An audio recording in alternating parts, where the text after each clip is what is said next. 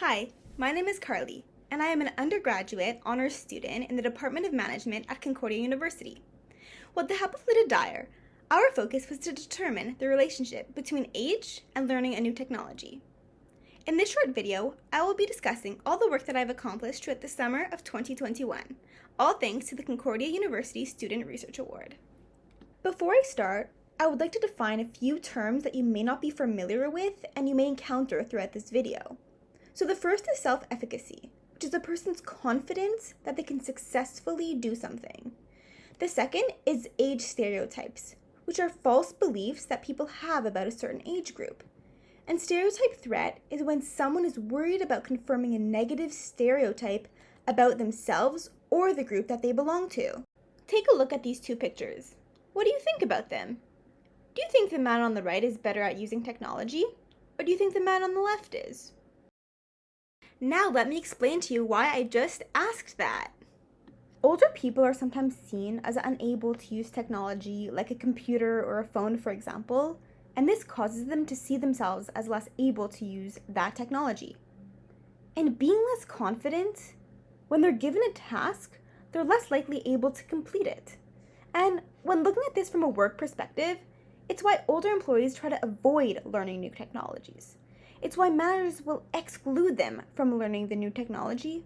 And it's why usually younger colleagues end up helping that older person. So past research has explored the differences between age and performance using a computerized task. However, they told their participants before starting that it was about age stereotypes.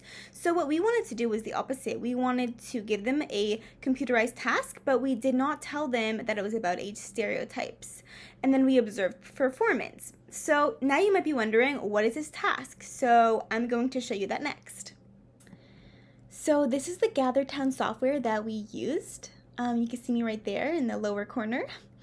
Basically, all participants would come on and they'd see this. Now, if we look more into it, Gather could do so many different things. You can search up objects, you can erase objects, you could place objects, and more. So let's say, for example, we wanted to put a clock right there on the wall above the kitchen sink. We would go here to the hammer emoji. We would click Open Object Picker. You would type in clock, click on clock. You could change the color to green, blue, yellow, purple. You press select and you just click once to place it. It's as simple as that. So now I just want to quickly show you a picture of the room when it's empty, just like what I showed you before, because no one has done their task yet. Now these two show the training room when they're completed. The first here is average, an average completion. They just did what they needed to, and they didn't really add that many extra items.